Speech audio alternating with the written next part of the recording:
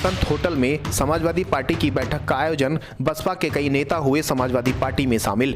मिली जानकारी के अनुसार गजरोला नेशनल हाईवे किनारे स्थित बसंत होटल में समाजवादी पार्टी के पूर्व कैबिनेट मंत्री कमाल अख्तर व राष्ट्रीय सचिव कमाल अख्तर के सामने एक बैठक का आयोजन हुआ, जिसमें भारतीय जनता पार्टी के कई बड़े नेता समाजवादी पार्टी में शामिल हो गए। इसके बाद में उनका फूल माला पहनाकर स्वागत किया और वहां वक्ताओं ने उन पर काफी अच्छी तरह से विचार भी रखे।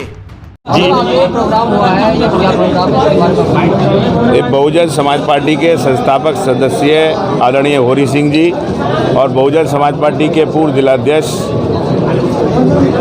शेर सिंह बोस साहब ने आज बहुजन समाज पार्टी की सैकड़ों साथियों के साथ छोड़कर समाजवादी पार्टी की ज्वाइन की है। माननीय अखिलेश यादव जी और नेताजी के नीति सिद्धांतों में विश्वास व्यक्त करते हुए। एक बात जैसे अभी जो किसान विरोधी बिल जो चल रहा है, इसमें क्या कह रहे हैं? जैसे अभी एक बयान भी आना था उनका, जो बीएसपी ने पहले बयान दिया था, कितने लोग यहाँ पर शामिल हुए और आने वाले समय के लिए क्या कहेंगे आप? जैसे अभी जो बसपा के लोग जो समाजवादी में शामिल हो गए हैं, तो क्या इससे कितनी मजबूती समाजवादी पार्टी? देखिए, भारतीय जनता पार्टी की सरकार जो डबल इंजन की सरकार है, वो लगातार जन विरोधी काम करने का काम कर रही है। ये पहली बार ऐसी सरकार है जो बगैर किसी मांग के ऐसे किसान विरोधी, नौजवान विरोधी, दलित विरोधी और इस देश के हर वर्ग के विरोधों के अंदर बिल लाकर जनता को, उद्योगपतियों के यहाँ पर गिर में रखने का काम कर रही है। इस देश के किसानों का दुर्भाग्य है कि आज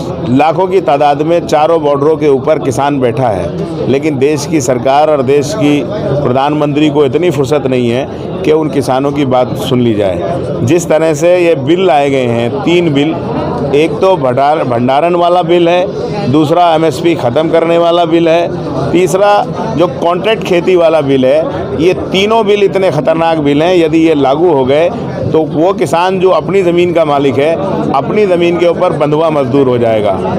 और जो मंडियां हैं, जो किसानों की निर्धारित न्यूनतम मूल्य के ऊपर सरकार घोषणा करती थी और फसल खरीदती थी, वो पूरी एमएसपी ख़त्म करने का काम भारतीय जनता पार्टी की सरकार कर रही है।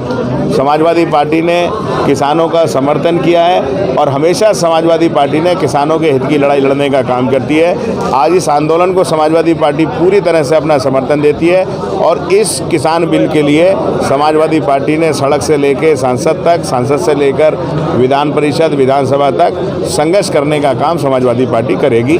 और जो आज जिस तरह से समाजवादी पार्टी के अंदर बहुत बड़ी तादाद में जो भारतीय जनता पार्टी की नीतियों से त्रस्त होकर लोग ज्वाइन कर रहे हैं, ये बात साबित करता है कि जो अखिलेश यादव जी ने अपने 5 साल के अंदर काम किए और जो पूरे जीवन नेताजी ने दलित, गरीब, पिछड़े, अल्पसंख्यक उन लोगों के लिए, उनके लिए संघर्ष किया है, निश्चित तौर पर आज फिर इस पूरी देश की जनता और प्रदेश की जनता अखिलेश यादव जी की तरह आशा भरी निगाह से देख रही है और 2022 के अंदर इस उत्तर प्रदेश से भारतीय जनता पार्टी का पतन करने का काम करेगी। बताएं, जो आज जो बीएसपी के कुछ लोगों ने समाजवादी पार्टी का दामन संभाला है, हाथी की सवारी छोड़कर साइकिल की सवारी पर जो आए हैं, कितने लोग हैं और क्या प्रोग्राम था? ये आज यहाँ पर बीएसपी के संस्थापक सदस्यों में से रहे होरी सिंह जी और बीएसपी के जिलाध्यक्ष श्री बोस सिंह जी, शेर सिंह बोस सिंह जी ने आज बीएसपी छोड़कर समाजवादी पार्टी का दामन थामा है और उन्होंने सैकड़ों कार्यकर्ताओं के साथ आज समाजवादी पार्टी ज्वाइन की है। अध्यक्ष जी बताएं, इस पार्टी से जैसे बीएसपी से लोग जो छोड़कर इसमें समाजवादी में आ रहे हैं, तो क्या लगता है आपको बीएसपी भी एक अच्छी पार्टी रही है और सपा और बीएसपी में तो दोनों बराबर की कर रहे हैं, लेकिन क्या इफेक्ट इसका हो जाएगा? क्या समाजवाद बीएसपी जो है वो बिल्कुल अपने अंतिम समय पर आ गई? ये बहुत अच्छा सवाल है। बीएसपी और समाजवादी पार्टी दोनों ने एक ही समाज के साथ राजनीति शुरू कर एक ही लड़ाई लड़ी थी, जिसमें बीएसपी अपना रास्ता भटक चुकी है। अपने समाज को और अपने नीति वो को उनने जो है ना अपना जो ना बेचना शुरू कर दिया है, या फिर जो है ना उससे भटक कर कहीं और जाना उचित समझा है उसने। लेकिन समाजवादी पार्टी अपनी नीतियों पर अडिग है और समाज की लड़ाई लड़ती आ रही है, चाहे उसमें किसान हो, व्यापारी हो या कोई सी भी वर्ग का हो, उसके लिए समाजवादी पार्टी हमेशा लड़ाई लड़ती रही है। देखिए, एक लाख सवाल, अभी पीछे जो चुनाव हुआ था उसमें गठबंधन के साथ जो है जो यहाँ पर जो लोकसभा का चुनाव हुआ बीएसपी और सपा ने गठबंधन से चुनाव हुआ, कोई ऐसा कोई राजनीतिक खेल तो नहीं आप लोगों का, क्या दोनों को एक साथ मिलकर फिर दोबारा से कोई चुनाव कराया? नहीं, हमारा कोई नहीं। समाजवादी पार्टी सच्चे और ईमानदार पार्टी है। समाजवादी पार्टी हमेशा जो ना अपने नीतियों पर चलती रहेगी। धोखे वाला या किसी के साथ कोई धोखा देने का कार्य समाजवादी पार्टी के ना नेता करते हैं और ना करेंगे। किसानों के साथ खड़ी रहेगी और जनता के साथ खड़ी रहेगी। आज जो ना ये जनता को परेशान करने का कार्य कर रही है उसमें समाजवादी पार्टी आपने देखा हो खड़ी होगी, लेकिन बीएसपी भटक चुकी है और इसी से उनकी नीतियों से त्रस्त होकर आज सब बीएसपी के अधिक से अधिक नेता, अधिक से अधिक कार्यकर्ता समाजवादी पार्टी की तरफ को देख रहे हैं, क्योंकि वो लड़ाई जो बीएसपी को उनके लिए लड़नी चाहिए थी वो नहीं लड़ पा रही है, तो वो समाजवादी की तरफ को अपना रास्ता बना रहे हैं और उस रास्ते पर समाजवादी पार्टी के नेता भी और समाजवादी पार्टी उनका स्वागत करती रहेगी। अध्यक्ष जी, कृषि कानूनों के लिए आप क्या कहना चाहेंगे? कृषि कानूनों के लिए जो हमारे पूर्वजों ने, जो हमारे शहीदों ने इस प्रथा को ख़त्म किया था कि जमींदारी प्रथा होती थी या फिर यो ना ज़मीनें कहीं ना कहीं गिरवी रहा करती थी, उनके लिए आज़ादी की लड़ाई लड़कर आज हमें ज़मीनों का हक दिया था और आज हम ज़मीनों के मालिक भी बने हैं। उसमें चाहे मैं हूँ या आप हो या कोई मिलने वाला हो, वो सभी लोग ज़मीनों के मालिक हैं। लेकिन वही नियम आज फिर भंडारण का, आज फिर कॉन्ट्रैक्ट खेती का, आज फिर आप अपनी मर्ज़ी से अपनी ज़मीन के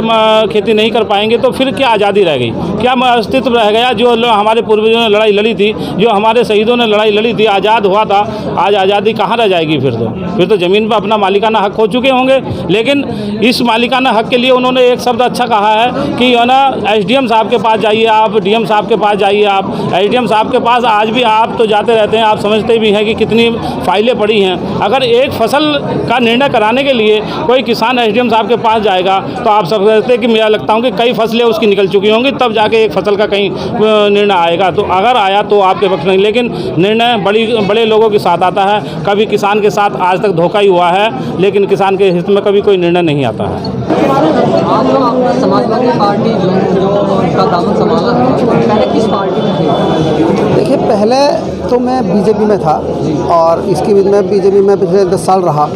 पार्टी में रहते हुए ना तो सम्मान मिल पाया, ना इज्जत मिल पाई और पार्टी की नीतियाँ बहुत ख़राब होती जा रही हैं बीजेपी की। बीजेपी से आज की तारीख में हर आदमी त्रस्त है। तो मैंने अभी पीछे पार्टी छोड़ दी थी बीजेपी और मैंने लोकतंत्र सुरक्षा पार्टी के बैनर तले नौगांव उपचुनाव लड़ा और अब मुझे लगता है कि समाजवादी पार्टी ही आगे विकास का काम करेगी और समाजवादी पार्टी ही जो है एक अच्छी सरकार उत्तर प्रदेश में दे सकती है, क्योंकि पिछला आपने शासन देखा है अखिलेश जी का, उसमें बहुत विकास के कार्य हुए और इस बीजेपी की सरकार में विकास का खाली ढकोसला है, दिखावा है, कार्य विकास का कुछ नहीं हो रहा, सिर्फ हवाई बातें हैं। सिर्फ एक मंदारी के हाथ में जो डुगडुगी सी वो खाली वो बजाते हैं, बाकी वो कुछ नहीं करते। तो मुझे ऐसा लगता है कि आने वाले टाइम में समाजवादी पार्टी जनमानस की भावनाओं को समझेगी, खरी उतरेगी और क्षेत्र में विकास करेगी, प्रदेश में विकास करेगी। ये सोच के मैंने समाजवादी पार्टी